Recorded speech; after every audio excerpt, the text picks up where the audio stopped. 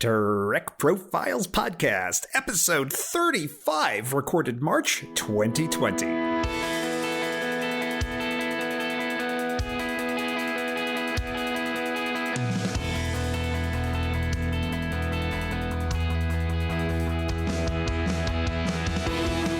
This is the Trek Profiles Podcast, where each episode we sit down with a Star Trek fan. We learn their story and we try to figure out why this show means so much to them, to us, and to all of you. I'm John, your intrepid host of this whole enterprise, and I welcome you to this, the Trek Profiles Podcast, episode 35. If you wish to get in touch with us, you can reach us at feedback@trekprofiles.com or on Facebook or Twitter at TrekProfiles. Warning! As we record this, we are in the middle of Star Trek Picard Season 1, so all previous Trek content up to and including that point is fair game and may be discussed during this episode. You have been warned, human. As always, my trusty sidekick and co-host is the vividly vibrant, vitally vigorous, yet very vaguely vexatious M5 Multitronic unit. Say hello, M5. M5 is at full power. M5, let's do the messages. Messages and news displayed on main console. The Trek Profiles Podcast is an independent Star Trek podcast. If you'd like to support the show, the best way to do that is to subscribe via your preferred podcasting platform. As I announced on the previous episode, I'm going to be doing an annual charity drive on the podcast. So, ladies and gentlemen, this is a free show. I'm happy to make it and distribute it to you without any ads, without Patreon support, or anything like that. But if you like the show, and if you are able, I'd appreciate a donation to the Children's Fund for Glycogen Storage Disease. There's a link in the show notes, and you can also give by visiting trekprofiles.com/donate. If you'd like to know why I selected this particular charity, I'd encourage you to go back and listen to episode 34, where I talk about that in detail. There are some lightly edited outtakes and bonus material at the end of this episode. They will come after the ending audio cards. Enjoy them, or not, as you choose. My guest for this episode is the host of the daily Star Trek News podcast, Alison Pitt, and if all goes according to plan, the day this drops, Alison is reading my Star Trek story on the same day on her show. If you've not heard of it, Daily Star Trek News is a very brief daily news rundown of all the goings-on in the Star Trek universe, plus trivia and a few other goodies. So go check out her stuff at dailystartreknews.com and listen to my story on her show, and while you're there, give her a listen and a subscribe. Alright, let's do some Kobayashi Maru feedback. This is from episode 31 with Annika Dane. Choose your first Starfleet assignment, the Argus Array or Epsilon 9. Annika picked Epsilon 9, and so did all the Twitter tweets by 60 to 40%. I guess getting digitized by a giant blue space cloud wasn't off-putting to any of you. So be it. Next one, which of these two is the worst Badmiral? Sati from TNG or Marcus from Into Darkness? Once again, my guest and the Twitter people were aligned on the badness of Marcus by 67 to 33%. Third question, which place would you rather visit? Vagra 2, the home of Armus, or Shakari from Star Trek V? For the third time, both Annika and the listeners agree on the same answer. It was Shakari by 67 to 33%. I guess y'all never heard of the deleted scene with the giant rock monsters on Shakari, but there you go. Next question, Ephraim or Dot? Annika selected Dot, but Ephraim was the selection of the voters by 70 to 30%. And finally, worst quadrant, Delta, Gamma, or Beta. Annika picked Beta, but the Beta quadrant was crushed by a Borg invasion from the Delta quadrant by 55% to 14% for Beta. Gamma took the middle slot at 31%. As always, I tweet out these Twitter polls after each episode, so follow me there at Trek Profiles, and you can have your say on this episode's questions. Time for some listener feedback. I have an email here from Lonnie in the UK, and Lonnie asks me how I pick what is bonus content in the show and what goes in the regular interview. That's actually a good question, Lonnie. Generally, if it's Star Trek related, I keep it in the main interview. If it's funny, but not Star Trek related, that kind of stuff tends to go in the bonus material. It really is a judgment call, but I will say a lot of it has to do with what the running time of the episode is looking like and how strict I am with what I keep and what I cut. I wish I had more to tell you on that, but it really is something I feel my way as I go. So there you go. Thanks for your email, Lonnie. Keep them coming. Well, that's it for messages and communiques. Let's move on. M5, let's run the intelligence profile for this guest, and let's start the show. M5 acknowledges.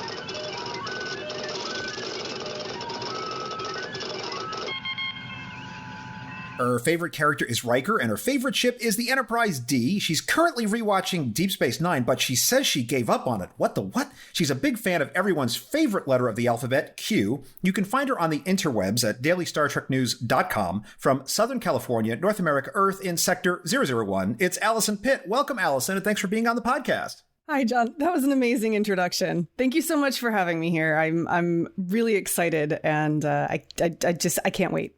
I'm excited too, but the M5 is a harsh taskmaster, and he's telling me that I have not asked question one. Alison, are you a Star Trek fan? Am I a Star Trek fan? Yes. On my honor, I am a Star Trek fan.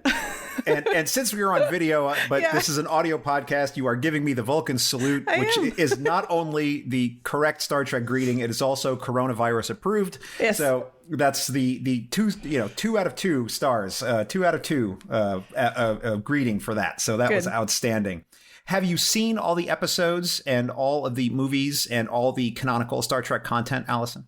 Maybe is my answer, because I will say maybe because I've been watching and experiencing Star Trek since before I can remember. There's a lot that I'll watch it back and go, I could have sworn I saw this, but I don't remember any of this.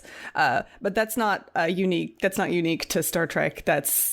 I was watching The Hunger Games last night and I was like, I love this movie so much. And I got to the end and I was like, I don't remember this happening. So the answer is maybe. I may have seen all of the episodes of Star Trek, some of them more recently than others. Is there anything that you haven't seen? Animated series? I haven't watched Enterprise.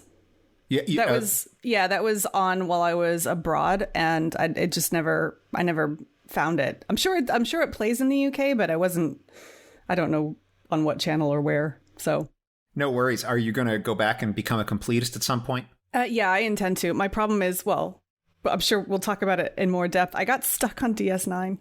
I lost momentum, and I haven't managed to pick that up again. I will eventually, but... So you're doing a disciplined Deep Space Nine rewatch, and you gave up watching it? Well, I was watching along with Mission Log, and I'm stuck back at the end of season 3 right now. But when the break happened, I never kind of picked up watching it again. I still dip in and listen every once in a while. I have seen pretty much all of Deep Space Nine, I think, because I still have episodes where I hear it on Mission Log and I'm like, oh right, I remember that happening. But I haven't watched it in a very, very long time, probably since it came out, honestly. Why do you feel it's not grabbed you this time? I don't know. That's it. I've asked myself that a number of times, especially because anytime I come up against a Deep Space Nine fan, they're like, "Oh my God, it's the best series," and I don't understand why you don't like it. For whatever reason, it hasn't grabbed me, and it could be a combination of the writing, the tone, the characters. I don't know. Why does any TV series not grab you? It just sometimes doesn't. By contrast, and I'm living a cliche, TNG is my Star Trek, and it's the Star Trek that to this day, I'm 40 years old. To this day, if I can't sleep, I daydream about being on the Enterprise D. There's something about that world building that grabbed me and made me want to be a part of it. I never really felt the same way about Deep Space Nine, so it's kind of just like watching TV now. That makes sense. For what it's worth, Alison, I'm kind of in the same boat as you. I enjoyed Deep Space Nine, but it didn't really grab me, mostly because I never felt any connection to the characters, the Starfleet characters in particular. All my favorites are the non-Starfleet characters, with the exception of Ezri, who's barely in it. So that's we're kind of in the same boat there. Do you remember the first thing you ever saw that was Star Trek related? No. What's the earliest thing you can remember? I remember that I was watching it a lot when I was in high school. So this would have been 94, 95. So I think by that point it was probably in syndication. I'm sure I watched it earlier than that, but I would have been littler. And I know that when I was really little, 6, 7, we used to watch TOS when it was on at dinner time. But it's weird because my parents would watch it and it would just be on. And then sometimes still I'll go back and watch a TOS episode that I don't remember, but then I'll remember certain things about it. But I do remember when I was 14, I asked for a Starfleet uniform for my birthday or Christmas or something. And there's a picture out there of me and grinning from ear to ear because I got my engineering, TNG, not tunic, but the top thing. I don't know where that is. It's long gone by now. It's been lost to history, but I do remember that. And that was when I was a teenager. And I used to daydream a lot about being in TNG when I was like in high school on the bus or like bored. That's what I did. So. Yeah, I had a very similar experience. When I was a kid, the grocery stores used to give out the paper bags as opposed to the plastic ones that some places still do. And what I used to do was I used to take the extra ones and I used to cut them and lay them out flat. Okay. And then I would like draw control panels on them and hang them up around my room. So I had my own little bridge set. So I think all of us, all kids that are into sci-fi do stuff like that. Yeah. So when you is viewing Star Trek for you something that you do communally with other people, or do you do it mostly by yourself? It's mostly by myself. Although when I talk, like I prefer to talk about Star Trek with other people. Like I think it's a really the whole series always stimulates conversation. All of the series, I should say, the whole franchise just always stimulates conversation. But I kind of prefer to experience them on my own, if that makes sense. Star Trek feels really personal to me, which I think is part of the reason that it appealed and why it kind of got me, because it kind of, I don't know, I don't have a better way to express that, except that it feels like a personal experience to me. So even the more modern series, like I prefer to watch them on my own to kind of, there's all these concepts that kind of come up and you want to think about, and I need to like stop and absorb it all. And then I come to talking about it later. So it's interesting. We had a Star Trek watch party for episode 1 of Picard. It was actually at my house. Oh yeah. And and I was very clear with everyone that like, okay, we have to have ground rules for watching the episode. Yeah. And the rules, I don't care which way we go, but are we going to watch the whole thing through and then talk about it? Or are we going to like make comments? Or do you want me to stop it? You know, and I don't even care what we do, but I need to have very strict rules about this because I'm like high structure. I'm like a 99 on the things. Like we have to set rules and stick to them, you know? Right. Going into an episode, if I'm watching it with somebody else now, generally speaking, I try not to talk about it. Although there's sometimes like every once in a while, they'll do something just stupid and you're like, oh, come on. So I try to avoid making comments, but sometimes you can't help it. One of the things that the M5 told me that I should ask you about is a screening of The Wrath of Khan in 2017. Yeah. So why don't you give us a little background on what that was about? And I have some follow-up questions for you. So back in 2017, if you weren't in Florida, you might not remember, but Hurricane Irma was coming. I don't remember. I think it might have been September time. I don't actually remember 100%. So Fathom Events do these really great screenings of older movies or sometimes TV shows. I think they did. I want to say they did the screening of the finale or something years ago.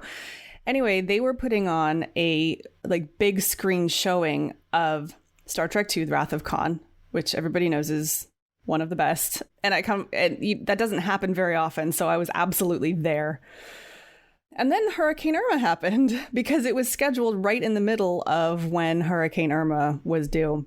And I want to say it, the showing was actually scheduled for right after when, like, I mean, they didn't go, oh, there's a hurricane coming and we're going to schedule it after. No, it was just, it coincided with when the hurricane happened. And I actually called the theater to find out whether they were going to still be doing the showing. And they said no, because the equipment wasn't working. And I was really, really disappointed. But then we got lucky because Fathom Events then put on another showing later. I think it was probably nationwide, but because there were so many people in Florida who were affected and not able to go and watch it, they did put on a new showing later. And so I got to go and see it. I was the only person in the theater, which was the most amazing experience. Like, I gotta say, like, part of me was like, oh, it's really sad that I was the only loser in the theater, but also I was Sounds like you're a winner to me. Yeah, because I sat in like the front, not the front row, but the front row where you can like stretch your legs out, right in the middle. And I just kind of like leaned back. I could laugh, I could cry, and it was just like my own personal theater, and it was wonderful. I loved it. Well, that was going to be the question I was going to ask you was, when you sit in a room full of other Trekkies, now you did not have that experience with Wrath of Khan, but right. when you sit in a room with other fans and you watch the episodes together, I think it does change the dynamic somehow. It does. I am reminded of when they did the screenings of what We Left Behind.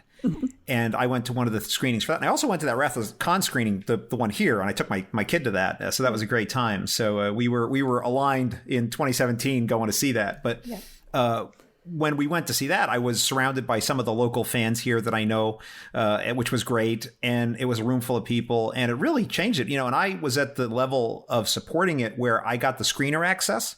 Oh, nice. To it before it went out. And I watched like the first 10 minutes of it, and I enjoyed it. But I said, you know what? I don't think I want to watch it. I just turned it off and I didn't watch it because I felt like I wanted the experience, the communal experience. Yeah. It's a little bit different watching a recording of a live concert and going to a live concert. It's not quite the same thing. Yeah. Yeah. I don't know. So I'm curious if you've had that experience. I have. Yeah. So back in, I don't know if you've heard of the Improvised Generation. Mm-hmm. It's an improv, the improv studio in Los Feliz in LA. They do, when the season's on, they do a weekly improvised sort of next generation episodic show. And when I first moved to Southern California, one of the first things I did was I went up, it was just the very end of Star Trek Discovery season 1. And they did a screening of the finale up at the Improv Studio. And I went up there, and there was, a bunch of people from the LAOA team, and John Champion was there, and Larry Nemechek was there, and they had some prizes and trivia. And we watched it all together. And that was a very different experience because obviously there's energy in the crowd, excitement. And when things happen on screen, there's a bit of cheering or clapping or whatever. Totally different experience from watching it at home. And it was fun and enjoyable. I would do it again, but probably not every week. That's very fair. Very fair. So do you collect anything, Alison? Are you a Star Trek collector? I wouldn't say I'm a hardcore collector, but yeah, I have a collection of many things. In fact, I'm like looking around because I have, so this is my work desk that I'm sitting at right now. This is not the desk that I use to record. I record in my closet. But my work desk has a few things on it, which I will show you. So this is my Star Trek The Next Generation mug, United Federation of Planets. It's being used as a pen holder because I dropped it. And so it's chipped. Very good. So and also an emery board, I see. It's got, an emery board, a couple of pens in there, my highlighters, my funky Japanese highlighters. I love that. I also have, hang on. I know this isn't very effective on an audio podcast. It's all right, because what you should do is take photos of all this, and I'll put it up on the show notes page. I have my slightly dusty, XL-sized NCC 1701, no bloody A, B, C, or D. That's right. Original series version, not the repeat. Enterprise. Very right? Nice. And there's a couple of other things that I have just on my desk, but you can't see them because they're behind my computer. So I get to stare at them while I work or do podcasts. But yeah, so I have several of those things. Turns out I'm a little bit of a comic fan now. I never was, but we have a local comic shop here in Irvine, and I got in the habit of going there every week to pick up the Star Trek Picard comics, the Countdown. Mm-hmm. And, that primarily was for me to keep up on, because I need to keep up on like current events. So I did. But we really like it there. And so between that, I picked up a couple of extra Star Trek comics there. And they had earlier this year, Humble Bundle did a bundle with IDW of like 100 Star Trek comics. Like, wow. I have not even scratched the surface of all of these comics. And those are paper comics or virtual? These were digital ones. So it's weird to me because I've never been a comic person, partially because I'm a total completionist. Comics, manga's the same way. Like, there's so much that I don't know where to start. And I look at the cost versus the, like, there's manga out there that are like 200 books. And I'm like, I can't pay, I'll be like, oh, $20 times, I can't afford that. So I tend to not do it. But, especially the recent IDW Star Trek ones, the artwork in them is so beautiful. And the stories are good. They're short. I zip through comics, but then I go back and read them a lot because I really like the artwork. So I wouldn't say I collect them, but my collection of comics is growing. What's your favorite Star Trek comic right now? I really enjoyed the Star Trek. I forget which series it was. It might have been Year 5 Valentine's Day special. Okay, tell me about that one. I'm not familiar with it. So, trying to remember the plot. It's basically, it's kind of a long-term story. It covers a couple of different eras. There's, Kirk runs into another Starfleet captain, a woman who's kind of like he is. And they kind of come together and fall apart a few times because of missions and careers and whatever. And it kind of follows their relationship. Oh, so it's a romance.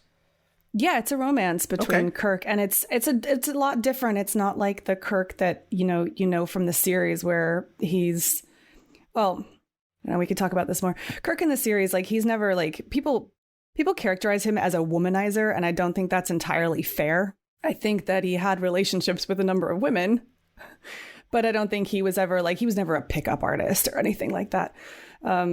We're on the same page with that. I think he's unfairly maligned. In fact, when you do a careful watch of him in TOS, he's always being referred to as bookish and very literate in a lot of ways. Yeah. Never gets credit for that. I mean, I think it's viewed through the lens of the way that men behaved in the 60s versus the way that they're expected to behave now. But generally speaking, I think he was pretty respectful towards women, towards a lot of women, which is fine. But yeah, this is a little bit of a different story because this is somebody who is on his wavelength that he's an equal to. Whereas normally, I think part of the problem with Kirk and the relationships that he has is often there's a power imbalance between him and whoever it is that he's having a relationship with. And that can be tricky. His feelings might be genuine, but it's still not respectful of the power imbalance between him and the other person.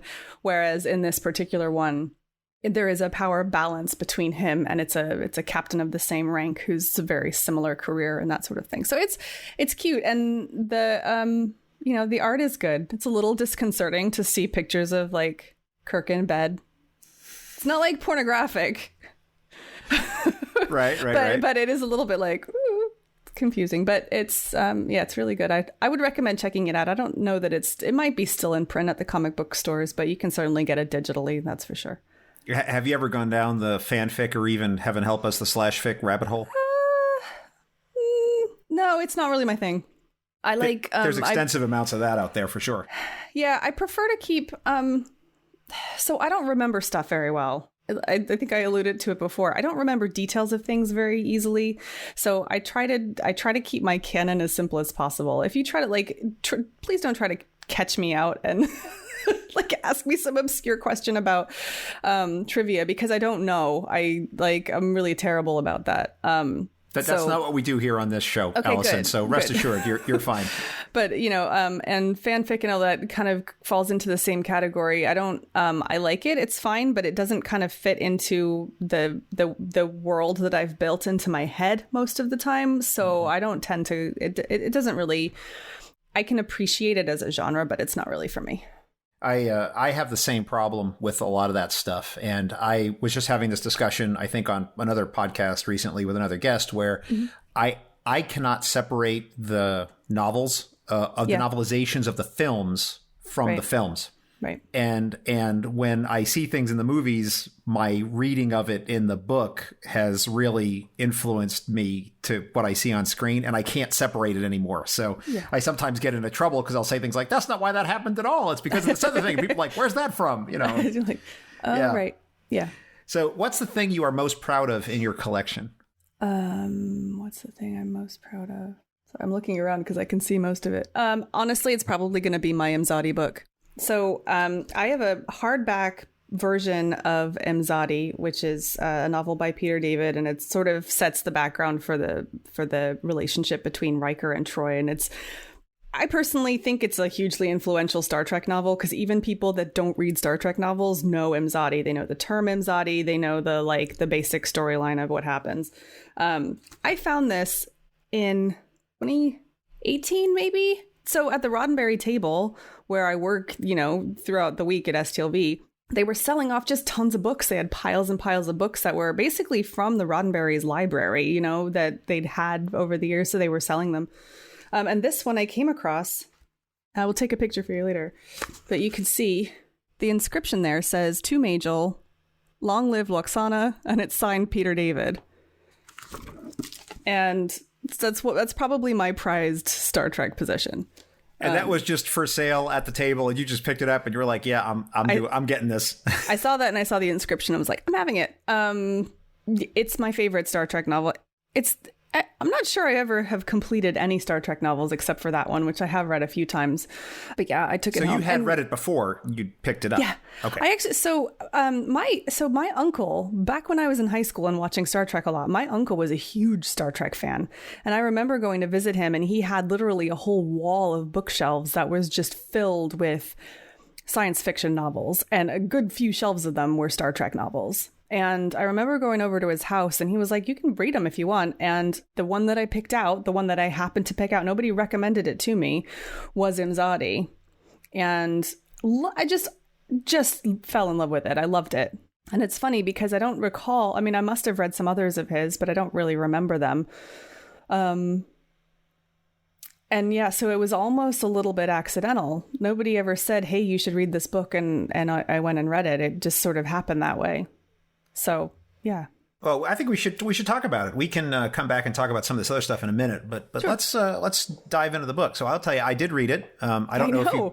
I was live tweeting. I saw you live tweeting your reading, which was kind of embarrassing because I will admit that there was stuff that you talked about that I was like, I don't remember that. But like I said, I don't remember. I tend to not remember details. Oh, so. Some of that stuff haunts me. Just the whole idea of Riker running down the hall carrying Data's head like a football while the headless android body is running behind him. I'll never forget that. Okay, I genuinely don't remember that happening. I remember something about a forest. I remember that. Oh, the jungle. Yeah, I remember that. What I remember about the book is the way that it made me feel, which is a really weird thing to say. But after that book, I have a tremendous amount of love for Betazoid culture and particularly Loxana. I absolutely adore her. I know that's a controversial position within Star Trek, but I love that character. I love in that book the way that their society is built on, forgive the Picard reference, absolute candor. Because, with the exception of Troy, who really doesn't have, she's not fully, she's empathic, right? She can't actually read minds. Everybody else can read everybody's minds all the time. That's why they're naked all the time. Not all the time, but that's why they're naked quite frequently, because there's no point in not being. And they say what they think all the time because everyone knows what they think, even if they don't say it. So that kind of stuff I find really, really interesting and informative to the way that Troy ends up being later in the series. And it's a tremendous amount of adds color to both their relationship and to her and her role within Star Trek as well. So you made a reference to how the book made you feel. Right. Could you describe those feelings? I'm sure I'm not alone in feeling this, but the way that Riker and Troy's relationship started and evolved, and then later on in the TV show and the movies, and also now in Picard, has the way that has evolved. That's absolutely what I wanted. When I was a teenager, seeing that kind of the love and respect and tenacity of that couple was something super inspirational to me. And I hate to be the cliche, lovelorn teenage girl or whatever, but that actually shaped quite a lot of, my values and how I kind of see myself and what I want in life. So that's really what I remember about that book is, it's what you're supposed to remember is their relationship, but their relationship is something that I think is sort of unique and inspirational and is actually, I think other people should aspire to it too, is basically what I mean. That's fair. I think I'll give you some of my reactions. I'll be curious to see what you think about it. Okay. I was surprised when I finished reading it because I had in my head in my headcanon, just as a viewer of the TV show, that their initial relationship had been over a longer period of time and much deeper than it was in the book. Yeah. Because in the Imzadi book, it's basically a month and a half. Yeah, and that's short, it. Yeah. It's very short. Yeah. And I guess maybe I just fabricated this in my head, but I had thought that like he was stationed there for maybe a year and they really been together much longer than that. So I thought that was surprising. It wasn't the beginning of their relationship that I had envisioned. How did you react to that? I don't know. I don't think I'd given much thought to how their relationship started before I read the book. But for me, it's absolute. Well, I don't know. It makes sense to me, but then I've read the book, so maybe that makes sense. Both Riker and Troy, their characters are incredibly independent and confident, and I don't ever really see them doing a long dance of courtship. You know, I don't really see them ever doing the whole making googly eyes at each other across a table for months. I just don't see that for either of them. Well, because we've seen Riker. When Riker wants something, he just straight up asks for it. Oh yeah. Which I respect that approach. And not being funny, but Troy does too. And so it didn't surprise me at all that's what happened. And I love the fact that having the background of where they came from, you can kind of, for me, it colors their experience on the show, because rather than like a will they, won't they, like I'm thinking, okay, if you ever watched Castle, it was always will they, won't they, or if you ever watched Lucifer, it's will they, won't they, like there's a sexual tension between these two characters. It was a similar like sexual tension between those two characters on the show. But there was no will they, won't they. There's yeah, they absolutely will when they feel like it. And I think that's because, and you kind of, it's, I don't know. I love that. I just love that whole dynamic. Oh no, it was fantastic. But there were some shocking things, I think, in there to me. Lowercase s shocking. Mr. Hom speaking was something I couldn't quite get over. When I read it, I kind of seized up a bit. Mary Mack, the Orion scientist, I thought was fantastic. I love that. She's right at the beginning of the book, and oh my God. I don't remember any of this, right? Oh, but it's glorious because she's this Orion female, and she knows the reputation of Orion females, and so she particularly goes out of her way to be counter to type. Oh, right. So she wears baggy clothes and these horrible glasses, and like she goes out of her way to be like the opposite of an Orion female. And and it was great. I can totally see that. It struck me as very real for someone who would be in that position, to be like, the last thing I could do is, even show like a centimeter of skin, because then people will have all this ideas about Orion women. So he wants to get out of that. But there were all these great scenes with Captain Wesley, which I thought was great. This is all before he goes back, because Riker goes through the Guardian of Forever, right? Yeah, but that's later. That's later, okay. Right. Wesley shows up with a Van Dyke beard, and he's at this dead-end job on the starbase, if you remember this. I don't remember any of this. This is crazy, because I've read this book several times. Don't remember. Allison, you got to dive back into it, my friend. I know. And you got to do I know. reread it. You got to live tweet it. That will burn it into your memory. Yeah, that's true. And then you have a record. You could go back and what I should have done was actually read your whole thread, because I saw bits and pieces of it go past my timeline. I should have gone and read the whole thread back. Unfortunately, I did not do a good job in live tweeting it, because I had made a couple comments about it. And then Alexandra August, who was a former guest on the show, she was big into that. So she started asking me questions and started interacting with me. So then I didn't do a separate thread. I started commenting in response, and then I started a whole new, so it's kind of a mess and all over the place. You'd probably have to dig through my replies or something to find it. But I mostly, when I live tweet, it's like gentle snark. Right. it's what I do. And I do that with love, so, but people sometimes get wrapped around the axle at me, but it's all right. But anyway, I thought it was just a really great book, and it does, I think, inform a lot of what goes on. I will say I was a little bit, this is going to sound like a criticism, and I don't mean it to sound that way, but I was disappointed in young Riker, because he really does present as like this self-confident horn dog. Yeah. Just going after Troy, and being very open about it, which, it's fine. Yeah. But I was like, dude, grow up a little bit,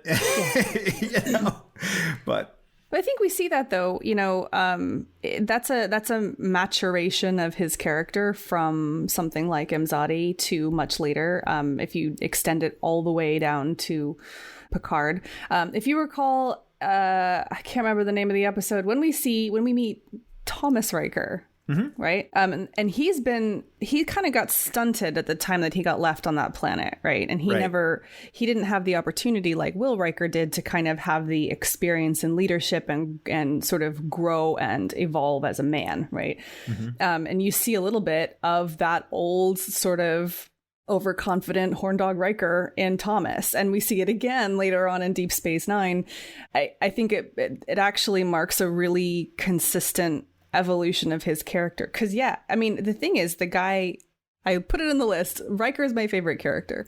Mm-hmm. He's incredibly competent at his job. He's very, very good. He's very good at managing people. He's very good at flying a starship. He knows, like, as a first in command, he's a technically extremely competent officer.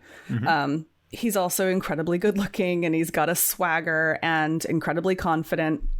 Was probably always the most popular kid in his class, And so to me, it's a really believable and consistent and sensible evolution from hotshot guy, overconfident, cocky, can get any girl I want. And part of that is because I'm really, really smart, to what we see much later, which is still charming and sort of outgoing, but tempered by experience and a little bit of humility, which is kind of where we see him then in Picard, which is wonderful. I love to see that whole gigantic arc of his character.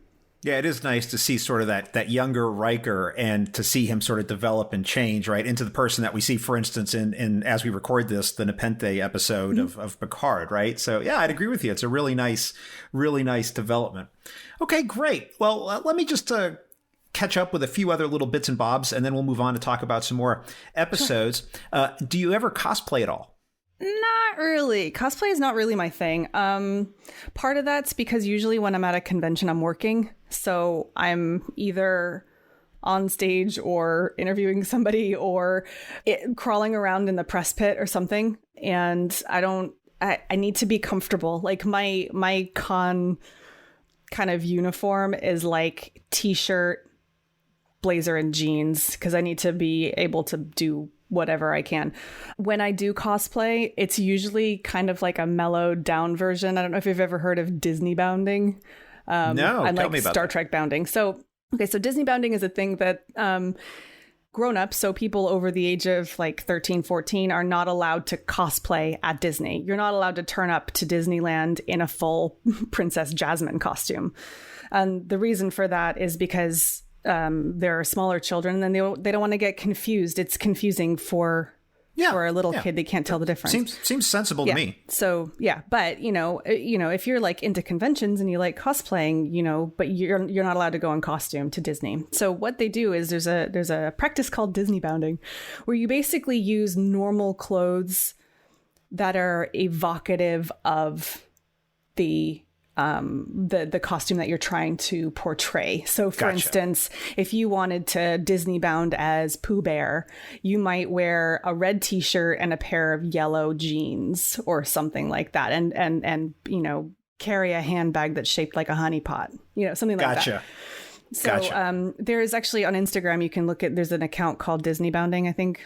And they have just absolutely tons and tons of stuff. There's some amazingly creative ways to use like normal fashion to sort of evoke what you're trying to do. So, for instance, I did at STLV a couple years ago, I kind of Star Trek bounded as the White Rabbit from Shore Leave, which is a tremendous amount of fun as well, because my friend Jeff was actually in costume as the rabbit. So the two of us next to each other looked a bit funny. But for that, I just, I had a mustard colored shirt and a tweed jacket and a pocket watch and a pair of like really like flouncy white kind of yoga pant type things. And then I wore some bunny ears, but that's about the extent of my cosplay. So you've been to Star Trek conventions, obviously. You've been to STLV. What's the first convention you ever went to? The first Star Trek convention I ever went to was Destination Star Trek in London in 2014. Yeah, 2014. Oh, so you're a relatively recent convention goer. Relatively recent convention goer. And honestly, I probably wouldn't have gone to another one were it not for my involvement with Priority One. But that was interesting. So I have always been a Star Trek fan, like as long as I can remember. I have not been involved in Star Trek at the level I'm at now, like ever, up until 2015 or so. So in 2011, I found myself suddenly single with a couple of small kids. And because they were so little, there really wasn't, basically my social life just went and so I was kind of like, I went for a couple of years, not really doing much in the evenings. I watched a lot of television. And finally in 2014, was it 2014? It might have been 2013 even. It might have been 2013. I went, all right, I'm going to try out Star Trek Online. And I had up to that point deliberately not joined Star Trek Online or downloaded it or done anything, because I knew that as soon as I got into it, I would live there. And that is what happened, because, I didn't really have any place that I wanted to or could go in the evenings because the kids were asleep. I didn't have a tremendous amount of money. So, playing a free-to-play MMORPG was a really good way to socialize. Absolutely. And so I must have started doing that in 2013 on a really old laptop that really didn't work very well. But through that, I sort of got involved in a fleet. And so that was sort of my introduction back into the fandom. And then I heard about Destination Star Trek, which was coming to London. And I had experience. It came to XL in London, which was a giant convention center. And I had been there previously for the 2012 Olympics. And so I was familiar with it. I knew it was really easy for me to get to because it's an amazing convention center. I can't speak highly enough of it. Mm-hmm. And I was like, this is a once in a lifetime opportunity. It was going to be the grand reunion of Star Trek: The Next Generation. All of the main cast was going to be there. They were going to do a big panel. And Patrick Stewart was there. Like, it was like, this was, for me at the time, this was a once in a lifetime opportunity. So I got tickets. I was going to drag the kids. I bought a photo op with Jonathan Frakes. I bought the most expensive tickets for the TNG reunion panel, because the way DST works is the admission tickets are really cheap, but then you buy for each of the panels that you wanted. So it's like a la carte thing. Right, gotcha. And so I bought the ones at the front, even for my kids who don't even like Star Trek.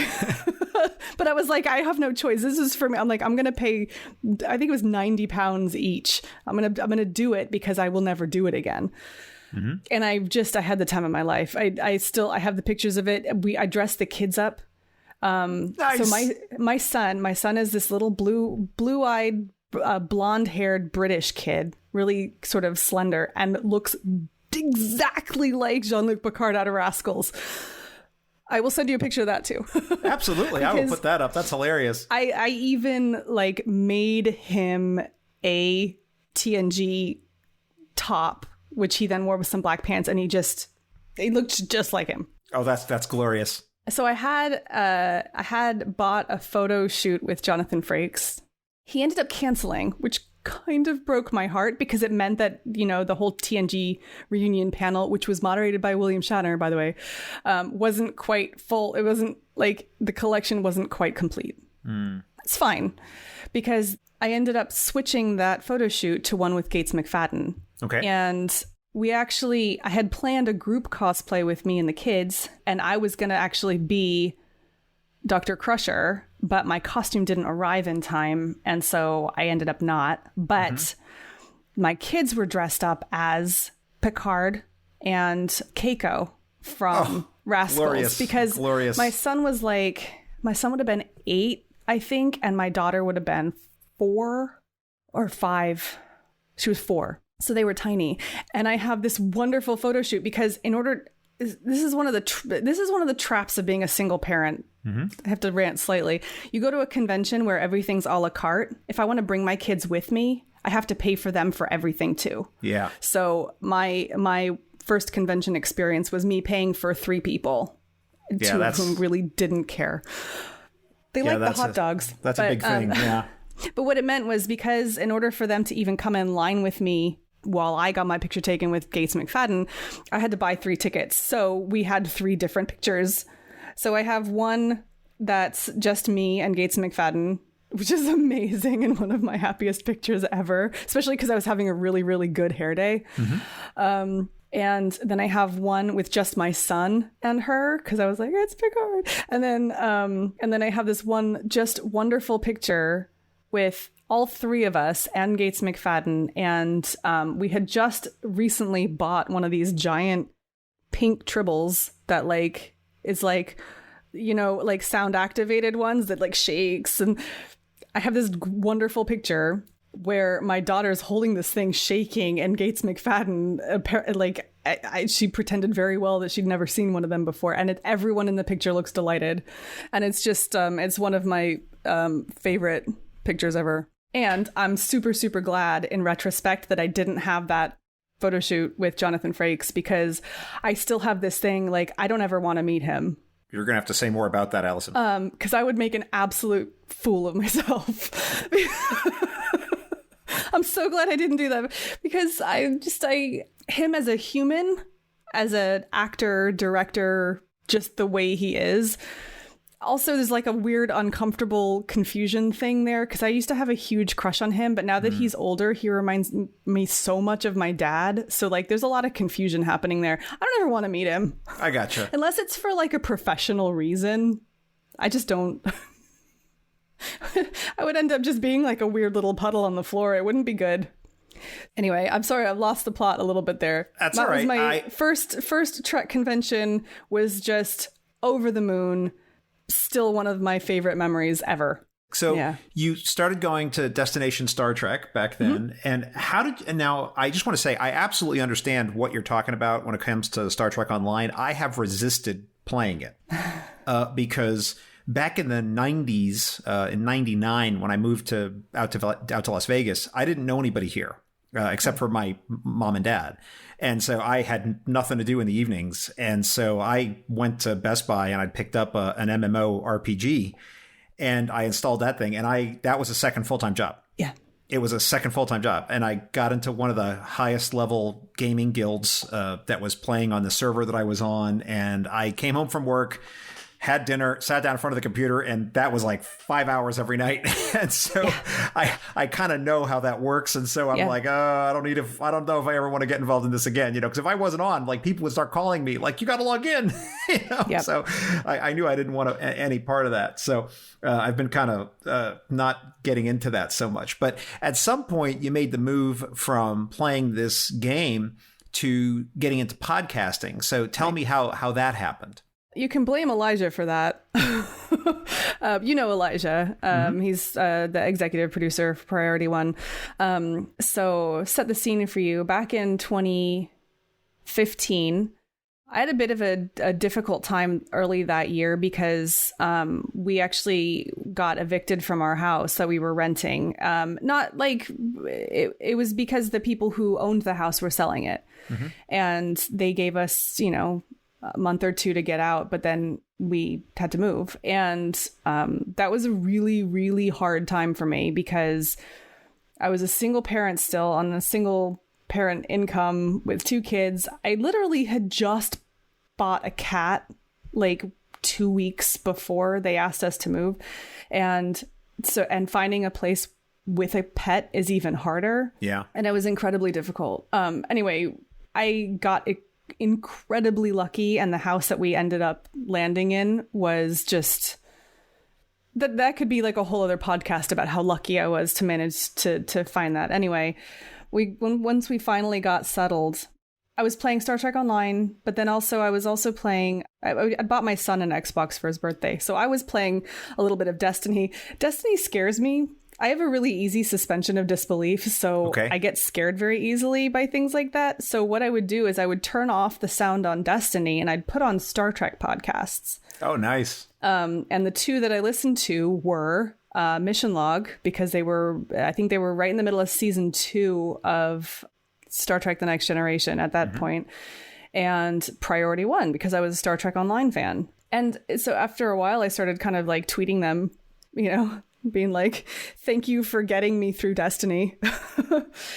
Coincidentally, at the time, I was helping my son kind of learn how to do a bit of video editing and live streaming because he wanted to be a YouTuber at the time. So I had a couple of videos of myself that I'd done. They're still up on my old YouTube page. I think my first video that I ever properly produced was called The Top 10 Places to Sit in Star Trek Online. So you can look that one up. It was just really, this is like as a proof of concept, right? But I did it. And after a while, this is early in 2015, I want to say March or April, Elijah reached out to me and said, do you have any interest in participating in a podcast? And I was like, I have no idea what that means. And I was kind of at a point in my life where I was like, if there's no good reason for me to say no to something, I'm not gonna. So I was like, yes, I will do that.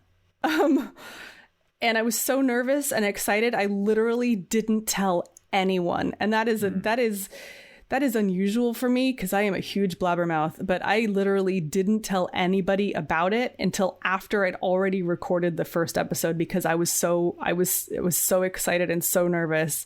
I didn't want to screw it up. I didn't want karma to come after me, you know? And that was that. That was in, I want to say my first episode on Priority One was in May of 2015. And just kind of went from there. And now you're doing a daily Star Trek show. I am, yeah. So from learning how things work with Priority One, I also started, because again, I still didn't have any place to go really in the evenings. So I was doing Priority One. I also learned how to do some voiceover work. I started doing audiobooks, which I haven't done in a long time, but there's a few up on Audible if you look for me. And yeah, that sort of evolved to a point where I saw a kind of a niche in the market that wasn't currently being fulfilled, and I wanted to kind of fill that space. So I transitioned to, I sort of trialed and created the new show and transitioned out of Priority One into the daily show. And it's a really different offer than anything that I've worked on before. So yeah. Well, for those who don't know, I can tell you, I mean, putting out any kind of podcast is a tremendous amount of work. So massive respect for doing a daily show. I mean, that is something I every now and then people have invited me to go on weekly shows, you know, as a guest host, which I will always guest on anything pretty much. Yeah. But to be a regular weekly host, I can't do. It would kill me. And the idea that doing a daily show, that's a tremendous amount of work. So massive respect to you, Alison, for doing that.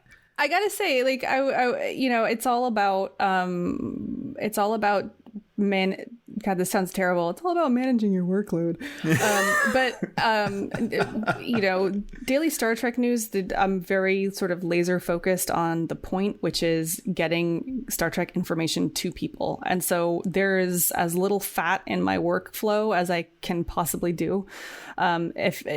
I don't think there's many people who follow me on multiple platforms, but I use the same content in a number of different ways, trying to get the maximum out of it, because what I'm trying to do is just get information to people in a format that they can digest in their personal best way to do it.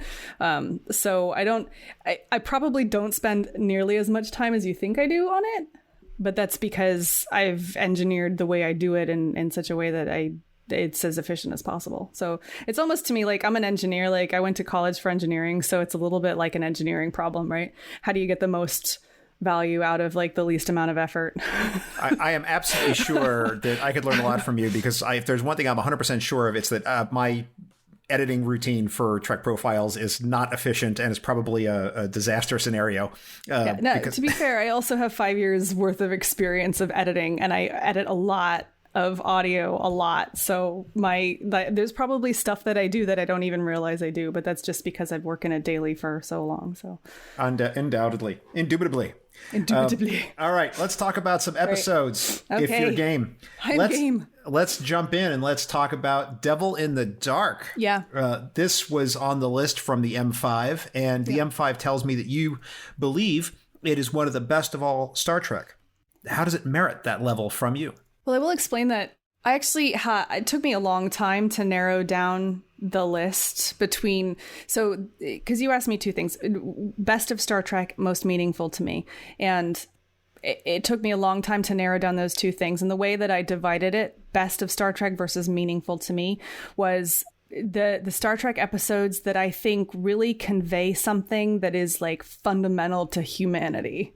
Because I think the best of Star Trek is when they tackle a problem that is important, that we tackle, that we talk about, that we learn from, like the morality tales. And I know a lot of people get a little bit bored with sometimes it's a little bonk on the head, as Mission Log says.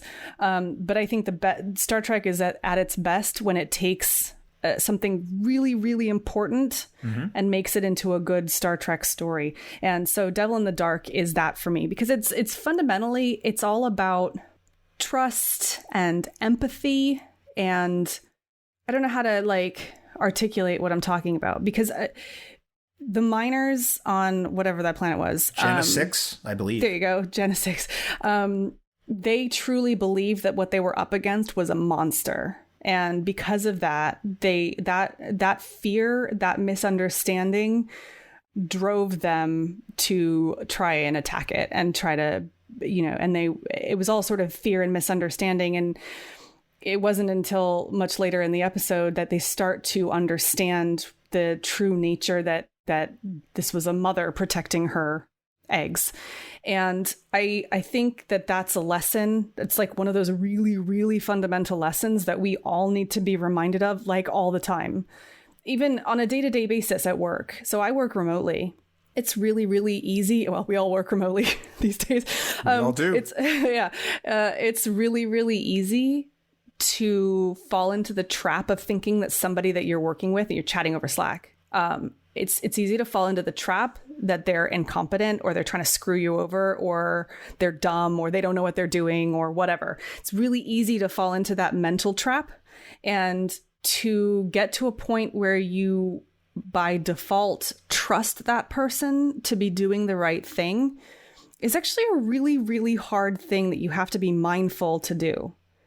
But in reality, the people that I work with, we are all really smart people. We are good people. None of us is we all want to do things better. We all want to make our product better for everybody. So even if I perceive something that feels like a slight, or whether they've messed up or something, I should trust them. And the whole machine works better when we trust the other person. So that's the lesson from Devil in the Dark, is to not automatically assume that the person is out there assaulting you. I think we all have this problem. Twitter is the same way. Twitter is a cesspool sometimes. And some people will say something to you, or they'll misinterpret what you said, because there's a lack of trust. They're primed to assume that you're being terrible, and you're not. It may just be that you're really bad at grammar. And I think we could all do with a little bit more empathy, trust. And that's the thing that comes out of Devil in the Dark. I think that's a beautiful message, Alison. And let me hit you with this as sort of an interesting, possibly interesting alternative way to think about it now, is that as we record this, we're in the middle of an election season. Yeah. And it seems to me that most of politics is based on the idea of, if you're a campaign strategist, your number one goal is to get who's ever on your side to hate, fear, and treat the other side with contempt, and to disregard them and to fear them, right? To spread hate and discontent is the number one goal. And it seems to me that Star Trek is somewhat of an antidote to that. Yeah. And I think it's something that I hope we would all keep in mind, is to assume positive intent from other people until they prove demonstrably that they are out for no good. And that doesn't preclude you being defensive and taking care of yourself, by the way. I just want to put that in as an asterisk. I think a lot of people sometimes see it as black and white. You cannot be both empathetic and defensive at the same time, but you absolutely can be. You can protect yourself and be sensible and also show empathy towards other people. Yeah, for sure. It's one of the things we were talking about when we first got on. I don't think we actually recorded any of this, but one of the reasons I like to use this particular recording technology where we can see each other, you and I, is because I think it gives a much better audio podcast. Yeah. Because we have all the paraverbals, right? We can see each other and we understand a little bit about what we're thinking at a much better level than when it's just audio. So I think that's very important. I want to talk about a different episode, certainly a very different kind of episode, and that is Remember Me from TNG, a Beverly episode, heavy with Gates McFadden doing her own stunts, the shrinking universe and all of that. So tell me why we should be talking about this episode. Why is it on the list? Well, first of all, I love Beverly Crusher. I want to be her. I want to be her girlfriend. I love her. I just love her so much. And Gates McFadden. I have such a tremendous amount of respect for Gates McFadden as an actor, as a choreographer, as a dancer. Blew my mind when I found out that she was the choreographer for Labyrinth, which is one of my favorite films of all freaking time. Anyway, needless to say, I already ranted about how amazing she is. So I remember almost nothing about this episode, I will say. I remember vaguely what happens, but the thing that sticks with me, and I swear to God I say this on an almost daily basis these days, if there's nothing wrong with me, there must be something wrong with the universe. Because, okay, so you've heard the term gaslighting. When people tell you you're wrong or that something didn't happen and you're like, yeah, but I know it did. And it's so easy to doubt yourself, especially, if you're somebody who is a high performer, if you experience imposter syndrome or any kind of generalized anxiety, it's very easy to assume you're the one who's at fault or assume that you're perceiving things wrong. And especially for people like me, I'm a person that I don't understand subtext. Okay. If you hint something at me, I will not understand you. I've never understood that. And it's caused quite a lot of stress over my life. And it was really only in the last sort of 10 years that I've been able to recognize that. Don't hint stuff at me. I won't understand. And then you'll get mad because you hinted something at me that I didn't get. And it's whatever. It's just a part of my personality. I don't understand subtext. And so it's very easy for me to doubt myself and assume that I've perceived something incorrectly. And so Remember Me is an important episode for me because it's a character that I empathize with in a lot of ways, asserting herself and really being faced with, this choice of, is it me or is it everybody else? And having to confront that pretty literally. It's a great sci-fi story about that sort of internal struggle. And I have Beverly's little voice in my head almost daily. There's nothing wrong with me. There must be something wrong with the universe. And that is a thing that has just been sort of in the back of my head that talks to me, for probably decades. And it wasn't until I sort of started thinking about what Star Trek episodes are meaningful to me that I started thinking about what are those things that were such cultural touchstones that have just really stuck deep in my soul for all this time. And that's one of them. I have to laugh because I think we might be similar in that way, Alison. There are numerous times in my life when people have sent me a text or sent me an email, and this could be in work or in my personal life or even face to face. And people will say something and I'm like, well, here's what I think about that. And, da-da-da-da-da. And they're like, dude, that was a joke. You choked. Yeah. It's totally lost. My aunt. So when I was a teenager, my aunt was dating this guy for a long time, and there was a whole series about a week where she was dropping hints left and right about the fact that he proposed to her, and I didn't pick up on it at all. And then at the end of the week, they went and told her parents and my grandparents, and I was a little miffed when I found out because I was like, why didn't you say anything? And she's like, I've literally been saying things to you all week. Hinting doesn't work. Next time, just send me a memo, an actual memo. Write it in big Sharpie. These are things you need to know.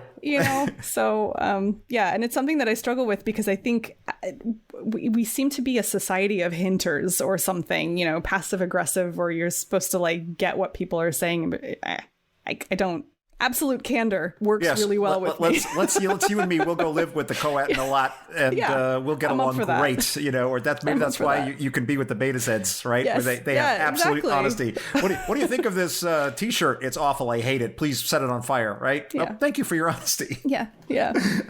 Okay. Well, then let's talk about Measure of a Man from TNG. Sure. Yeah. You think this is one of the best of all Star Trek, I assume? And there's a lot of reasons that people usually assert that this is a great episode, but I'm curious to hear what yours are. Yeah, I don't think I'm alone in that. I think most Star Trek fans would probably put that in the top 5 or top 10. And it has to do with, the one little really important moral thing to take away from it. And really there's the general, like, how do you prove that someone is a person? But I also think that over the next couple of decades, just we as humans are going to start talking about this concept in a very real way. Mm-hmm. Let me ask you a question as an example. Okay. Do you have iPhones? Yeah. Do you use iPhone? Yeah. Do you ever say thank you to Siri? I never talk to Siri. Okay. The only thing I would say to Siri is, like, I use it to set a timer or do a quick reminder, but I my interaction with the lady in the box is very, very, very, very little. Mine is actually a lot more. I ask her questions all the time. But, for the most part, I think societally, we don't consider Siri to be a person, even though she's got a human voice and kind of a relatively human characteristics. They're trying to make her seem as human as possible. At what point do we start treating her like a human? And at what point does she have rights? And I know that people are, they talk about the technological singularity, and they talk about whether you can prove that an AI being is sentient, which some people think we already have. I think that the arguments that get presented in Measure of a Man are going to be something that actual scientists are going to come back to, and they're going to be having the same arguments here in the next 20 years. As we build AIs that are smarter and smarter and closer to human, how are we meant to treat those beings? And I don't know what the answer is. I personally think we should treat them with respect.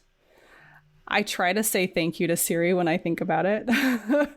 Right now, she actually doesn't listen for thank you, which is kind of annoying, because I want to ask her something, have her tell me, and me be able to say thank you and have her hear that and recognize it. And right now, that's not the way it works. You have to address her again to say thank you. Correct. So that's something that I wish they would kind of change, because what my fear is that people are going to get so used to digital assistants, and you can be as rude to them as you want to. They're going to get used to that mode of communication, and then it's going to slowly creep into our lives, which which is not something that I want. Americans are already considered to be incredibly rude elsewhere in the world. So, I don't want anything that sort of reinforces that. I want us to move to a more polite, empathetic society. One of the things I'm often criticized for when people send me emails or give me feedback on the show privately is I go off on these tangents about Greek philosophy and all that kind of stuff, which, strap in, kids. So one of the approaches that I've always taken with this is a more Aristotelian approach, the teleological sense of what's right and wrong, which is that it doesn't matter whether Siri is set, or I don't want to say the name because it'll set off people's phones, but hey, lady in the box, right? Yeah. Whether the lady in the box is real or not is irrelevant. The idea is that excellence and virtue is a habit that we develop in ourselves. Mm-hmm. And so the question to ask is, do you want to be the kind of person who says please and thank you? Yeah. And so therefore you should say please and thank you for yourself, regardless of whether or not the lady in the box cares about it. It's practicing a virtue of politeness and respect, because that's the kind of person we want to be, regardless of whether or not the lady in the box is aware of it. It's really funny that you say that, because that is exactly something that they say to my children, because they, have a tendency to be like, oh, so-and-so doesn't deserve that. And I said, we're nice to people, not because they deserve it, but because we're nice to people. Absolutely. And that's an Aristotelian approach. Yeah. And I think that, if more people had that approach, then I think we'd all be a little nicer to each other on the internet, maybe. it's, it's not, none of us deserve kindness. We're all terrible people. I mean, I don't know if you're religious or not. I'm not particularly religious, but everybody cheats, everybody lies, everybody steals, everybody does things they're not supposed to. Everybody does that, even on the small level. And we're not perfect people. None of us, from a universal standpoint, deserves kindness. But the only way that we can get to a point where we all earn kindness is by giving it out. So we should do that. A character in another science fiction franchise says something like, how horrible would it be if all the nasty things that happened to us happened because we deserved them? What kind of world would that be if that was actually true? And that's not the exact quote, but it's something like that. Let me ask you a question. As you consider the episode Measure of a Man, have your thoughts on the episode changed at all, given what we now know about Bruce Maddox and what we've seen from Picard? I honestly hadn't given it any thought. That's what we do. We dig deep here on Trek Profiles, Alison. Yeah. I don't see Bruce Maddox. I never really quite. So, okay, let me back up. I saw Bruce Maddox very much as a villain in Measure of a Man. A little bit of an unwitting villain because he genuinely really didn't consider Data to be a person at first. Their relationship evolves, and I want to say it's in canon that they continue to correspond over the years.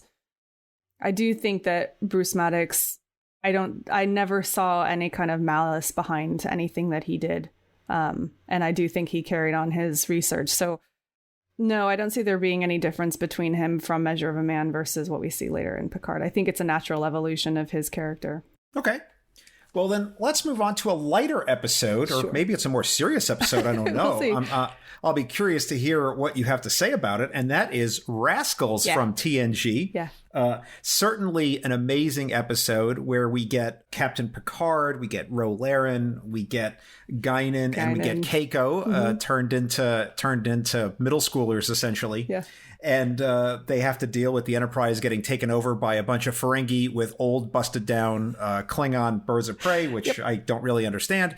And they go through the transporter, which seems to affect them, and also their clothes, strangely enough. Yeah, I know. Don't really understand that. It shrunk everything down, like shrinky-dinks. Okay. I don't know. So tell me why this episode is on the list. Yeah, this was another one that is, I'm not sure anybody would argue that it's one of the best, but it's definitely meaningful to me. And really, it's around, we talked about it earlier. It's my son reminds me of a little baby Jean-Luc Picard. My son was born in England, so he has an English accent, and he's sort of the same build as the actor who played baby Picard, and they just look the same. And to me, that's Renee. Yes, and Renee, yes. And to me, that's like a really weird clashing of real life versus fantasy life. And I think every fan has this when something in real life kind of corresponds to something in the fantasy life. It's like, it's like you get so excited. And that for me is it. But also it's one of a handful, I actually had several on this list of a handful of fun episodes. They were nothing but fun little science fiction vignettes. And I really, really valued those in TNG. And I really desperately miss them in modern Star Trek. I know that there were production reasons that kind of led to shows like that. But I really feel like those little oddities, are the beating heart and soul of the Star Trek franchise. And I miss them desperately. And so that's pretty much why I included it in that. It's just, and just the whole episode is super charming. I love baby Guinan. I love little grumpy baby Ro. I loved the weirdness that they did with Keiko and O'Brien. That was a brave choice to actually go there, and it was weird and kind of uncomfortable, but they did a good job. I think it's a great episode. She nestles on his arm, and he's like, "You need to get off me." Yeah. He's like, "This is really weird." Yeah, but it kind of makes you think and go, "Huh, that's kind of Yeah, so the whole thing, and just, this stupid goofy stuff like he's my number one dad and all that kind of goofy stuff. I just love it. I just love it. It is a great episode, and I enjoyed watching it. And the one thing that I always notice whenever I'm watching an episode is I take note of the actors' performances. Mm-hmm. And I had to just say, I mean, these kids were given a tall order. Yeah, they were. The actors, right? Okay, you're going to go on these sets with these grown-up actors, and you got to play these parts as if you are these other actors in these established roles. And these kids are 11, and they got to go in there and do these parts. It was glorious, and I was really impressed with them. That little girl who got to play like a baby Whoopi Goldberg. Can you imagine what was going through that little girl's mind? Well, she did it twice. It's just like I cannot even fathom the crushing insecurity that I'd have to battle through if somebody were to come to me at the age of 11 and say, I got red hair, so you're gonna be Gates McFadden for this episode. Would be like, I can't even imagine. And she did a great performance of it. It was amazing. She did. You know, they did do a voiceover. That's not her real voice. I understand. Really? Yeah, that's something I heard. Is that the actor, her voice, they just didn't like it, so it's another actor doing the voice, which is really strange. Once you see it, you can't unsee it. Well, it's funny you say that because it's. I'm gonna look this up after this because she has kind of like a weird ethereal way of talking in that episode. Which suits Guinan really well, but it is a little incongruous for a little kid. So interesting. Yeah, check it out. I'm almost certain about it. I could be wrong, though. So let me know if you find out otherwise. Okay. So let's talk about one of my personal favorites and something I'm always up for, and that is Star Trek: The Motion Picture. And I will do battle with those who tell me it's not a good film anytime, anywhere, so people can have at me on Twitter. So you put this one up there on the list, and I'm interested in finding out what its meaning is for you and why it's something you wanted to talk about. So I'm going to confess that up until like a year, 2 years ago, I did not like the motion picture. I fell asleep every time I tried to watch it. My mom bought me a couple of years ago the 10 film collection on Blu-ray. So everything up through the Next Generation era films. And the motion picture was one that I could never make it through. Now, what's changed since then? Well, I've actually had an opportunity to watch a couple of older science fiction movies. And actually through the stuff that I've done on Daily Star Trek News, learning about people's Lifetime Achievement Awards and things like this that get awarded to people who are working on the motion picture. It's not necessarily a fun film to watch, but now when I watch it, I have a tremendous amount of respect for the people that even got that movie made. I mean, the story behind how they got it made is just, the whole thing is bonkers.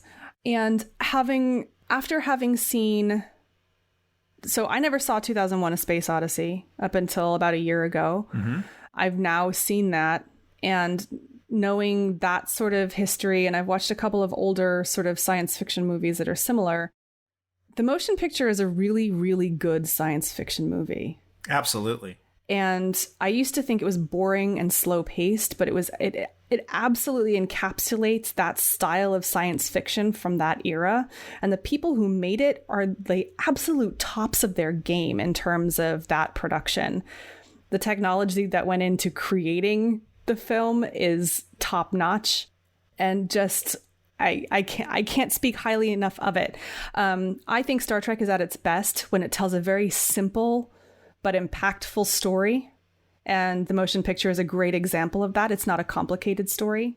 There's basically one plot line, and they tell it in a very compelling way, and they use effects and music, and the whole thing comes together as a really great piece of art. So I totally get why people don't like it, because it's, I hate to say boring, but it's kind of boring, but it's not. No. I get why people say it's boring, because it's very slow paced. But I think if you are looking at it with a certain eye in terms of the artistry and the creation and the science fiction of that era, it's perfectly done for what it is. That's it. I'd agree with you. I'd say it's probably the most cinematic of all the films. Yeah. And it is also the most hard sci-fi that it's Star hard Trek's ever sci-fi. done. Yeah. So TOS is a little bit Western in space. It's a little bit cowboy. TNG's the Hilton in space. They're very, what I would consider relatively soft sci-fi. They tackle some pretty good sci-fi stories, but this is like Kubrick level kind of 70s science fiction. And that's what they were going for. Yeah, which makes it kind of stick out as a little bit of an anomaly within the Star Trek franchise. But you can't take that away from it. It's not a negative. I think that film is part of why the general community of science fiction people respect Star Trek. I couldn't have said it better myself. I'd agree with everything you just said. So let me bring up something a little controversial. Okay. An episode that always brings up debate. So tell me about Tuvix. Yeah, Tuvix is one of my favorite episodes. And the reason that it's one of my favorite episodes is because I think it hits on something that's very controversial. And I love the dialogue and the discussion that it stimulates. I try to avoid my own personal opinions about the outcome of that episode, but I think everyone has an opinion on that episode. Everyone. And there's no... It's divisive in a way. Some people get very, very angry about it, but I think it's an important discussion to have because there is no right answer. And there's a lot of people who would say, though, there is a right answer and it's mine. But there are people on both sides of that. There are some people who believe that Tuvix should have been allowed to continue living. And there are some people who believe that Janeway was absolutely right in sending them back to being Neelix and Tuvok. One of the things that I love best about this episode is that it's a good example of true leadership from Janeway. That was as a woman, and I was in my late teens, early 20s when Voyager was on. I saw Janeway as a very realistic portrayal of a woman as a leader. I thought she was one of these characters that did not lead by being a man. She led by being a woman. And she was also, her leadership in that episode is exemplary. She was faced because as the captain of the ship, she's the top, the decision fell to her. Right. 100%. And it was a decision because even in that case, inaction was a decision, and she made her decision and she did not shy away from dealing with the consequences. She was realistic about the fact that that was her decision, that not that was her decision, but that it was her responsibility to make that decision. And she took responsibility for it. I don't know.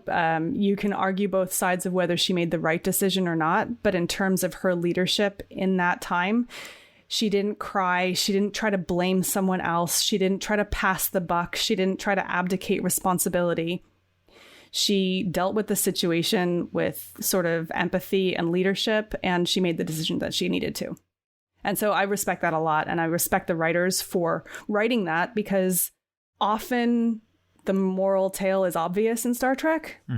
Be nice to people. This was a case where they set up a situation. It's a Kobayashi Maru. They set up a situation where there's no right answer. It's going to be wrong regardless of what you do. So let's write what Janeway would do and have her deal with the consequences of that. I mean, I don't think they deal with the consequences that much. I don't know if they ever mentioned Tuvix again. I can't remember, but I don't think so. But they don't try to gloss it over or anything like that. So I respect that episode because of that. I agree with you that it was an absolutely glorious story and it was the right decision to leave it ambiguous. So many times, I think in these shows, they try to present a controversy that's not really controversial. and you poll people afterwards and it's 80-20, or something like that. Yeah. And this is one where you can certainly take it in multiple different ways. Yeah. So let me ask you, this is sort of my thermometer question on Tuvix. Putting aside whether or not you feel it was justified, so I'm not going to ask you that. You can weigh in on it if you want, but I'm not asking you that. Do you feel or do you believe that what Janeway did to Tuvix is classified as murder? again, you can say it was justified or not, but the act itself, do you believe that is classified as a murder? That's a really hard question, and part of the reason that I like this episode. No, I don't think it is. Because in much the same way that Tuvix's personality was two different people's personalities, splitting them back into two people's personalities, you haven't lost that person. I personally, I don't know that I would have made the same decision that Janeway did, but I don't have a problem with her having done it. I don't think it's murder. I don't think there's a word for it. Oh, okay. And here's a question. That's an interesting answer. And here's a question for you. Okay. If the transporter accident had resulted in some kind of injury such that Tuvix had remained unconscious for the episode, would your opinion of the episode be different? If he had been unaware of what had happened, does that change at all the outcome of what you feel about it? Well, that's a good question. Given the specificities of what you've laid out, I think the question is if Tuvix is nothing more than a bag of meat with unknown sentience, then I don't think I have any problem with any of it. Yeah. Whereas knowing what we do know is that it was a unique individual that had his own agency and had his own distinctiveness to the world. And taking positive action to end that, in my way of thinking, is definitely classified as murdering an innocent being. Yeah. Now, you can make the case that murder was justified. And in the real life world, we do that in many cases, right? We have wars, we have all these things where we say that taking life is justified.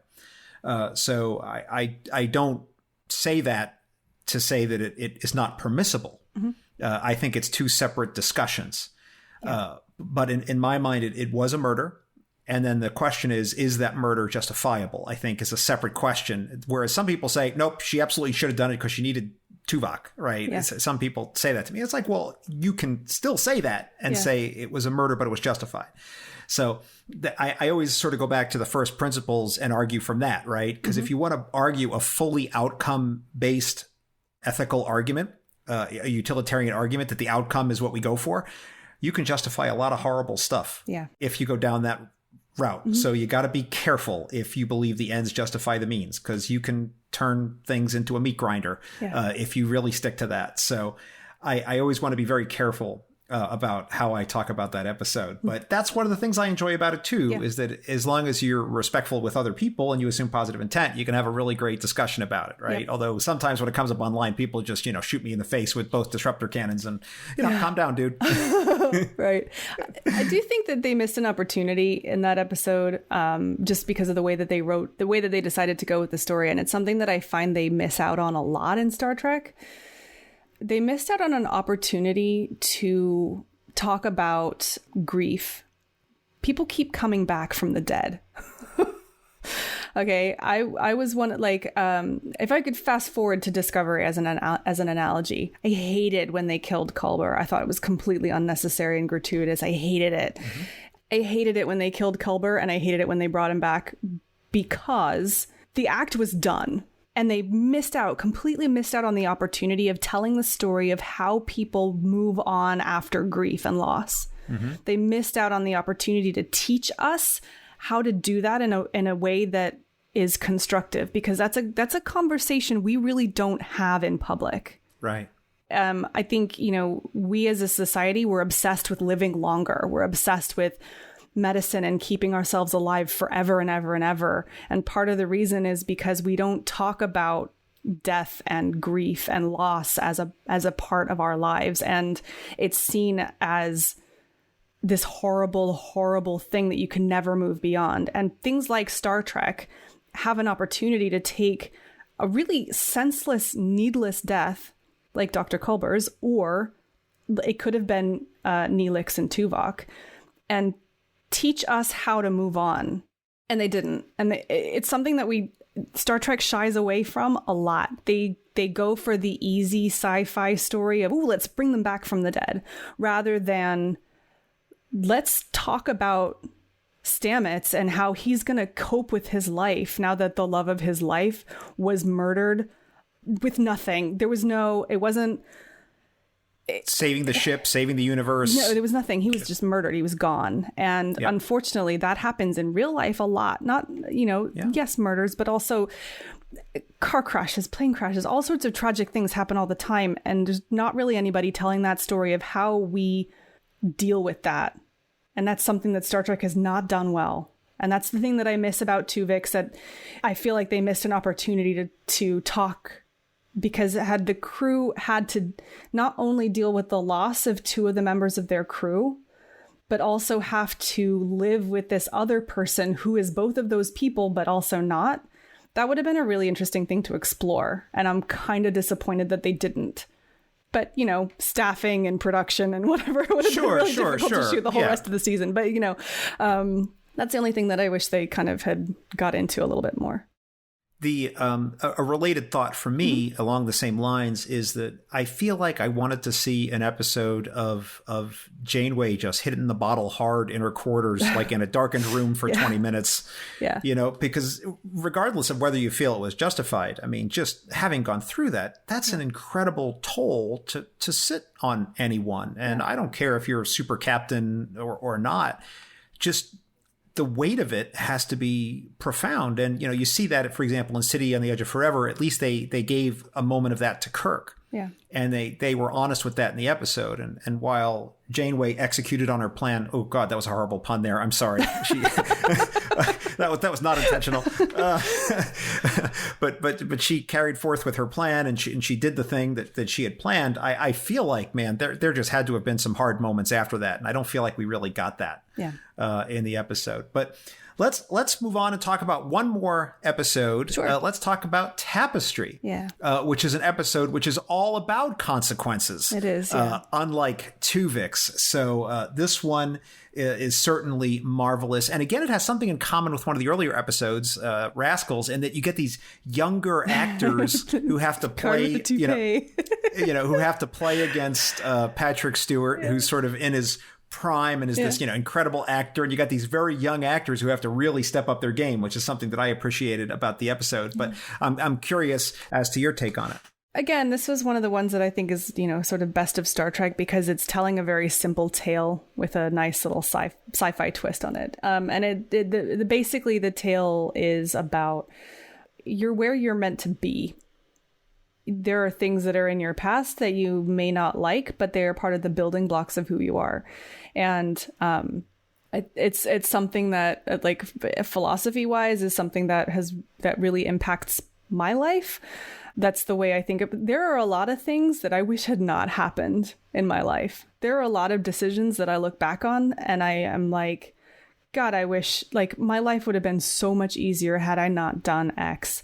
And when I was younger, I really used to hate on myself for those things. Mm-hmm. And then I got a little older and I realized that those mistakes and those diversions in the path that you're on, they are what creates you as a human being. And they're valuable. Changing them changes everything. If I'd taken the full ride scholarship to Michigan when I was 21, I wouldn't be in mountains of debt right now. However, I also would not have had the opportunity to live in England for a decade and a half. I probably wouldn't have my kids. I would not be where I am right now. I wouldn't be a podcaster, because all of those things that happened to me as a result of making what was on the surface a pretty stupid decision led directly to other things happening that have created who I am today. And Tapestry is a 48-minute telling of exactly that. And so I think it's important. And yeah, that's why I like it. Alison, we've talked a lot about your Star Trek history, a lot about your life. Why don't you tell me explicitly, because I don't think we've addressed it head on at this point, why does Star Trek matter to you? Why are you spending so much of your time podcasting about it, talking about it, tweeting about it, thinking about it? Why is it a part of your life? Because it changes people's lives. Which is, and sometimes I feel stupid saying that, because it's, I remind myself, Star Trek is a franchise that is owned by a business that is a for-profit business. And I have to remind myself and occasionally my listeners that the people who run Star Trek don't really care about us, except for that we pay them money. I do think, I don't think that's true across the board. I think the people who make it, really like Star Trek, but it's not important I don't think it's as important to them as it is to like the fans. But what I love watching is the way that fandom in general and Star Trek fandom in particular brings people together. And I advocate for people joining into the fandom and using Star Trek as a touchstone in order to facilitate those relationships.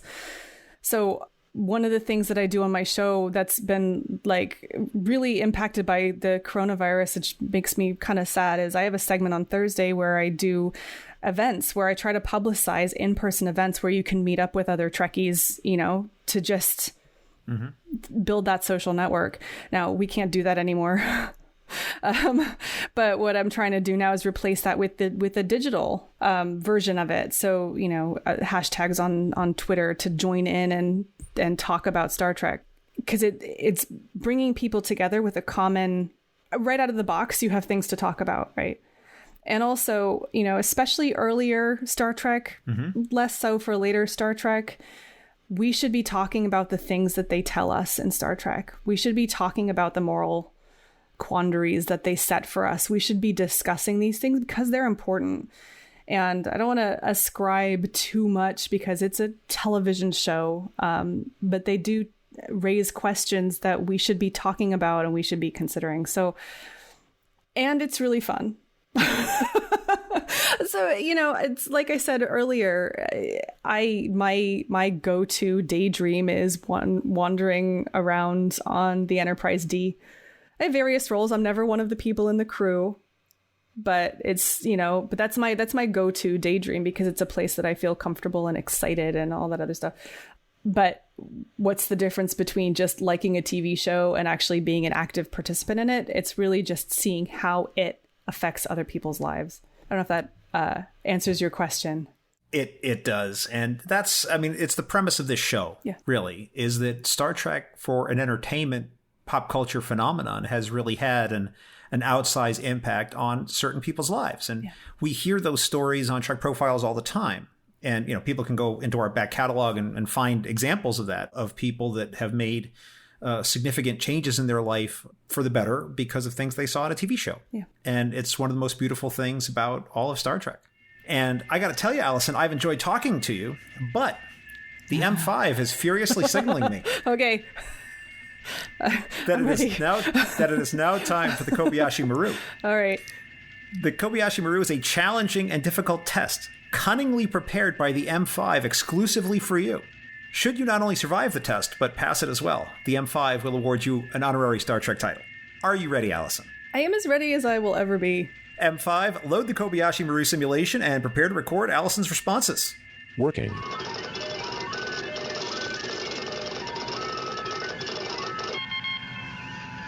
Simulation loaded and ready. Question 1, Borg cube or Borg sphere? Cube. Question 2, choose your brand of disruptor, Klingon or Romulan? Romulan. Question 3, the River Temark in winter or Chenza at court, the Court of Silence? The Court of Silence one. Question 4, if you were stuck inside a Star Trek episode, which one would be worse, the Savage Curtain or Code of Honor? Oh, Code of Honor. Oh, God. Question 5, just for you, Riker's making you dinner, Alison. Yeah, oh yeah. Will you have the bunny corn sausage or the Owan scrambled eggs? Oh, are the venom sacs removed from the bunny corn sausage? Absolutely. Okay, then I'm going to go for the bunny corn sausage. Simulation complete. M5, please compute the results and tell us if our guest has passed the Kobayashi Maru. Analyzing results. Alison, I am pleased to tell you that the M5 has determined that you have passed the Kobayashi Maru simulation. Congratulations. Yes. Thank you. And now, the M5, who has analyzed your answers, will award you an honorary Star Trek title on behalf of our podcast. M5, what title shall we award our guest? Alison is awarded the title of Primetime Anchor on the Federation News Network. Nice. So, there you go. This just in. That's right. Alison, please tell people how they can get in touch with you if they want to continue the conversation. Oh, sure. Well, the best place actually to reach me is just go to dailystartreknews.com. All of the links for Daily Star Trek News are on there, and including there's my profiles on there, so you can click through to my personal Twitter and email and everything else. So dailystartreknews.com is the website. And, tune into the show as well. It's daily about Star Trek news. That's the name. And it's Daily on everywhere. So News. if you search for that, you'll find it. And I hope you tune in. So yeah. I am a subscriber, and I would second that recommendation. Everyone should listen to Daily Star Trek News. No, you're welcome. I do listen. So, Alison, thank you so much for being part of Trek Profiles. I appreciate you coming on. Oh, well, thank you so much for inviting me. I really, really enjoyed this, and it was a really great discussion, and I appreciate you having me on.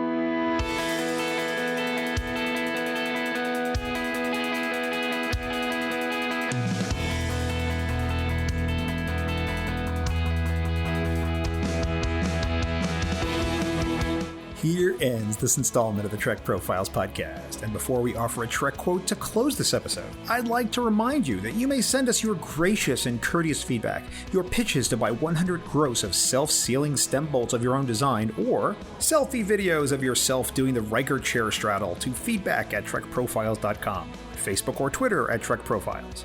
Anything you send us may be used in the show, or it may be sent straight to Rurapente without a blankie. This time, I leave you with a quote from Baby Guinan, who in the episode Rascals said, quote, "I haven't been young for a long time, and I intend to enjoy every minute of it." Close quote. Thanks for listening, and live long and prosper.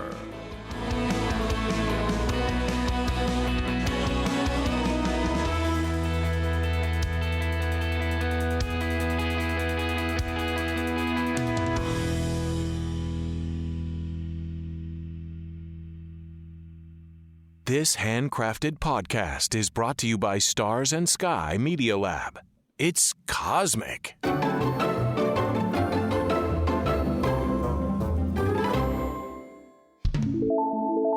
right, I'm recording now. So, little fun fact, when I was on Priority 1, because I was known as Kenna on Priority 1, and when we would mic check at the beginning, it was always, "This is Kenna and this is a test." That was the thing we did. And I still do that. Even though I'm no longer Kenna, I'm Alison. But when I'm doing my mic check before I record, I always still do "This is Kenna and this is," because I've been doing it for years. So it's just It's your ritual, and that's okay. Yeah, that's no problem. Making the little green line go up and down. Well, that's how I remember. I don't know if you remember this, but we had actually met at STLV one year when you were still doing Priority 1, and I went and hung out at the table for a little bit with you and Elijah. Yeah. So, okay. I don't know if you remembered. That's all. I do. Yeah, I do remember. I'm trying to figure out when it was that I first met you, whether I actually met you. I must have met you in 2016 because that was the first year that I went. And you usually go pretty much every year, don't you? Yeah. I didn't go last year only because my mom had passed away. Yeah, I remember that. Like right before the convention. And I remember missing you because you're like a staple of STLV. Like you're dependable that you're always there. And so it was a little bit, you were notably absent last year. Yeah. Which is hard to explain because I live here in Vegas. Yeah. So it's like I don't really have an excuse. If you have a picture of that, you should send it to me and I'll put it up on the show notes page. I do. I'm going to write that down. Absolutely. Yeah. Send me that. Send me the Imzadi inscription. I'm going to write it down on my Star Trek The Next Generation notepad. Oh, you should. Which is, you know what? I'm going to write it down on the very last part of my Star Trek The Next Generation notepad, because this was another one that I stole off the Roddenberry booth many years ago. There is absolutely no shame in that. I write everything down. This is another one of my prized possessions because it's so it's a figment of its time. It's just, I mean, you can see it's the old school Star Trek logo. Yeah, from TNG, the credits there. So yeah, I have a Celine Dion, A New Day notepad from my wife's work. Nice. My daughter, I bought my daughter some. So we actually, I wish I had it up here. So Okay, so right, it's too much. Start again. Start again. Take a breath. Start again. So excited! I have so many good memories of that convention. Oh, it's fine.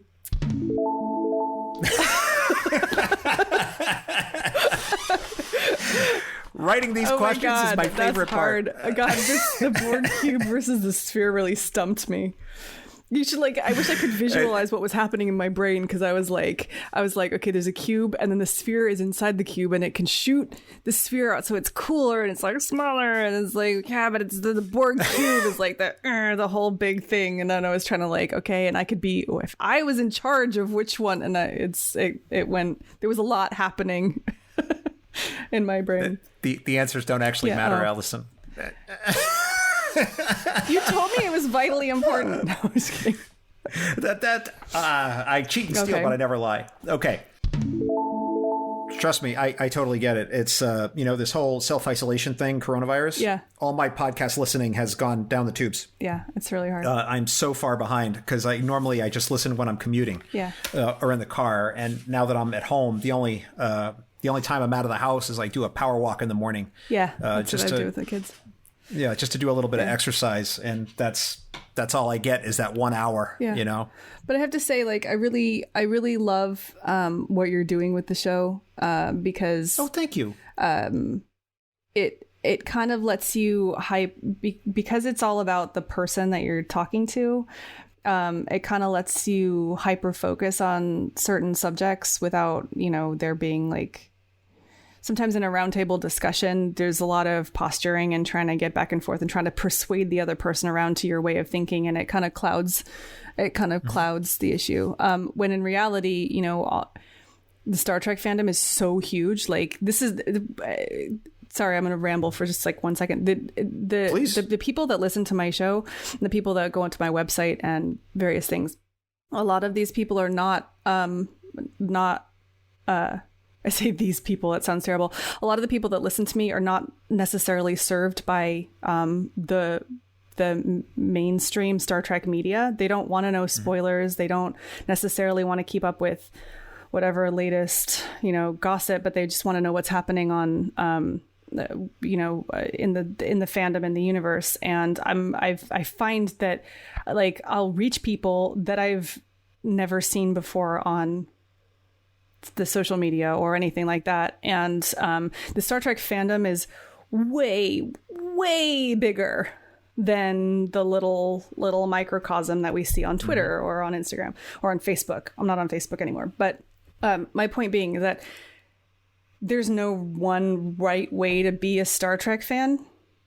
And the guys on Mission Log always say every episode is somebody's favorite episode.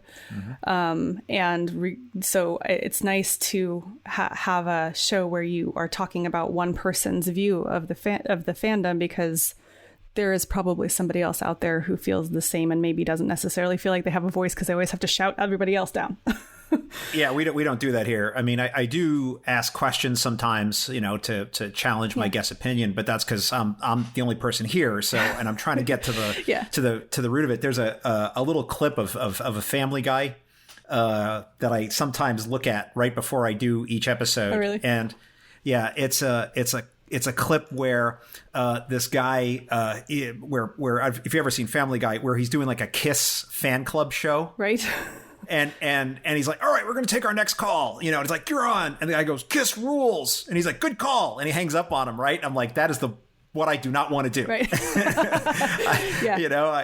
You could say it's my favorite episode. Well, why is it your favorite? Right. Yeah. What's so great about it? And I want to dig deep into that. And it's really been gratifying. I didn't think that anybody would ever listen to these, to be honest, and it's, It really has been gratifying that people listen and engage, and want to talk about the episodes. Good. So I try to be as neutral as arbiter as I can, but still get people on to, and I put the screws to them sometimes. You do a great job. You're actually a really skilled interviewer. So thank you. Was very pleased. I had a really great time. So I'm just very impressed.